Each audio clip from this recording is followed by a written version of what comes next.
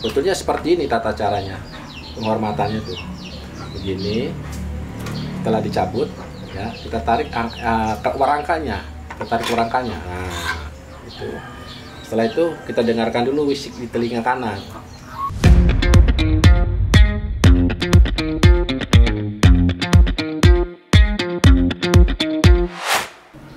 Assalamualaikum warahmatullahi wabarakatuh. Jumpa lagi dengan Kang Ijul Official. Kali ini Kang Ijul masih bersama Abah Rifai yang merupakan praktisi keris Nusantara dari Cirebon. Kang Ijul ingin berbincang-bincang seputar keris. Apakah benar ketika kita ingin memiliki sebuah keris harus dikawinkan atau diikat secara batin? Oke, baik. Kalau untuk keris itu bahasanya tayun ya. Oke. Tayun itu agar terjadi ikatan antara sebuah pusaka dengan pemiliknya. Jadi prosesi tayun itu dengan ritual pakem, diadakannya doa-doa antara penyatuan antara keris dengan pemiliknya. Misalkan ini contoh, ini misalkan keris tidak bertuan tadinya entah dari siapa, terus ingin dirawat misalkan sama saudara Angga. Ini alangkah baiknya ditayun agar terjadi ikatan yang kuat, dalam arti ikatan batinnya yang kuat antara si pemilik dengan kerisnya ini. Karena dulu keris itu tidak asal keris itu biasanya mengandung kekuatan mistis, kekuatan supernatural. Dari segi supernatural ada juga yang memang keris-keris hiasan untuk nilai keindahan. Tapi biasanya kalau untuk keris-keris sepuh, tangguh sepuh utuh, apalagi dibikin dari zamannya era zamannya para wali atau sebelum para wali Hindu-Buddha, biasanya keris itu mengandung nilai mistis yang kuat. Makanya diadakan tayun atau ikatan batin. Kalau cepatnya mah kawin.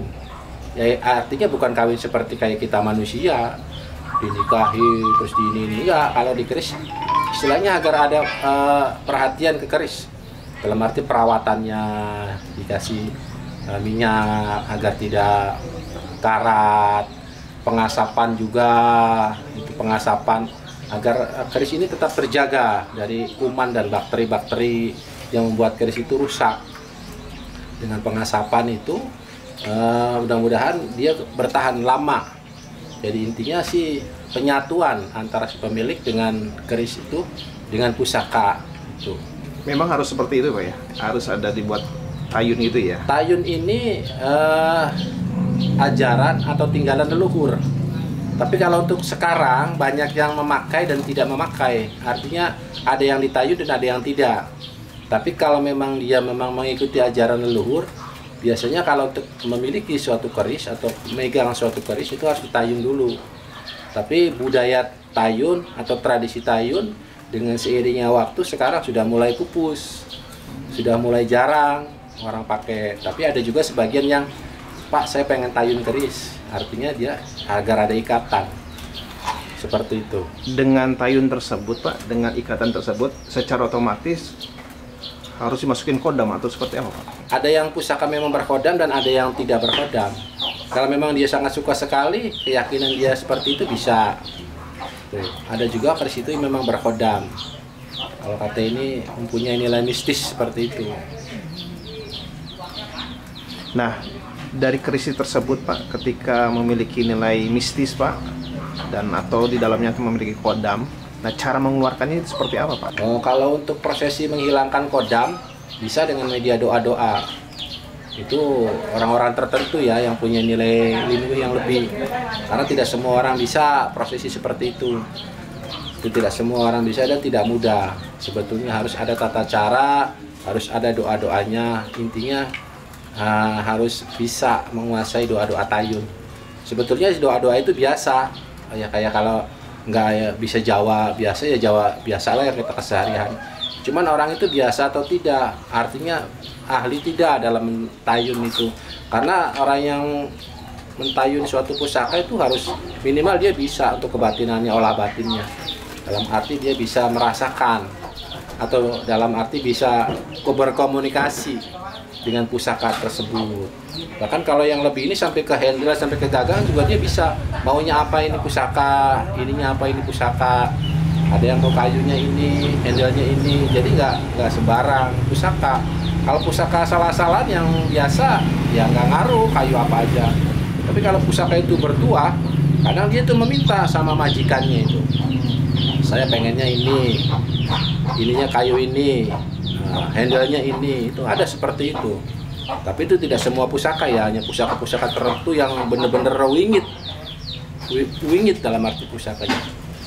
Terakhir Pak, apakah keris itu harus perlu dimandikan gitu Pak? Pakai melati, pakai kembang gitu Pak, setiap malam Jumat. Kalau untuk prosesi mandi kembang atau dimandikan di minyak itu sebetulnya tradisi. Bisa tradisi, bisa perawatan. Kalau tradisi biasanya acara-acara kebesaran, acara-acara di bulan Suro, itu acara-acara di bulan Maulid itu tradisi nenek moyang. Intinya suatu penghormatan kepada pusaka itu dalam arti penghormatan juga kepada si empu. Karena tidak mudah bikin pusaka itu dan tidak semua orang bisa Yang membuat ya Pak ya? Nah ya, minimal kita menghormati empu-empu dulu yang membuat pusaka itu. Makanya tata cara pembukanya juga harus hati-hati, ada tata caranya. Kalau untuk minyak dan dimandikan itu larinya ke perawatan agar bisa bertahan lama, agar tidak rusak. Demikian. Nah ini kerisnya Kang Angga ya Kang Angga? Iya.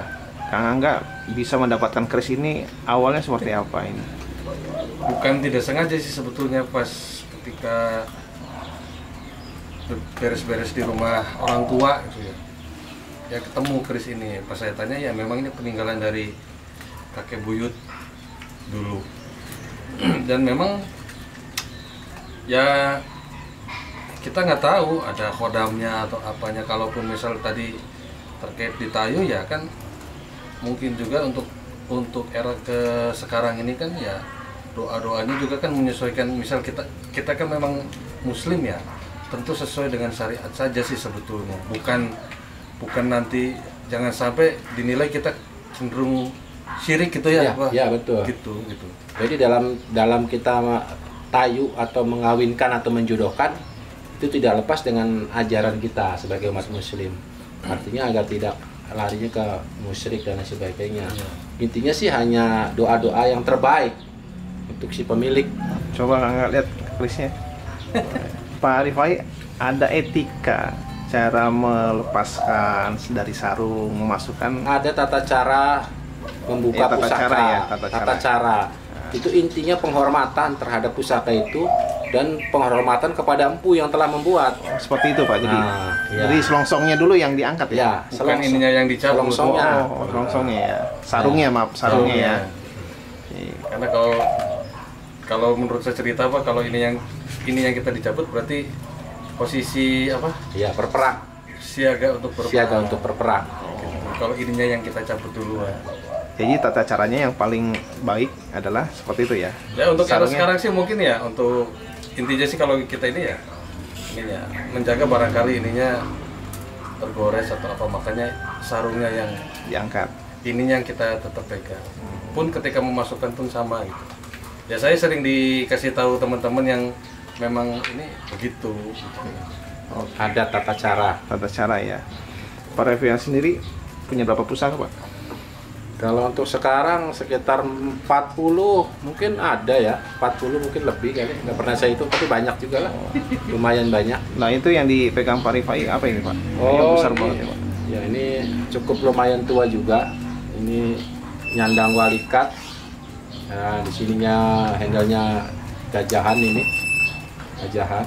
Ini nyandang walikat. Kayunya juga lumayan sepuh. Sebetulnya seperti ini tata caranya, penghormatannya tuh begini. Setelah dicabut ya kita tarik ke warangkanya, nah itu. Setelah itu kita dengarkan dulu wisik di telinga kanan. Ini seperti ini yang diajarkan leluhur gitu, kita dengarkan dulu. Artinya sambil diam gitu itu, sambil merasakan, tidak ngobrol seperti ini ya, ini hanya contoh aja, sambil merasakan begini. Nanti ada suatu energi yang masuk. Setelah itu ya baru kita bisa nikmati seperti itu. Ini betok, ini keris betok, naga kembar atau naga banda ini. Tapi dengan pusaka ini kanan kirinya tajam nggak Pak ya? Ya tajam, karena pusaka itu kadang ada unsur baja ya. Oh iya. Itu ketajamnya itu baja biasanya. Seperti itu. Nah ini dilepas juga Pak? Ya kalau saya sih saya lepas. Berapa itu Pak? Untuk petok ini ya di kisaran angka 10. Di era tahun berapa itu Pak? Ini nggak begitu tua sih, sekitar 1500-an. Akhir lah, 1500 akhir. Berarti sudah mulai masuk penjajah itu Pak? Ya udah nggak begitu tua banget, tapi ya cukup tua. Tapi ini asli Cirebon? Iya, asli Cirebon.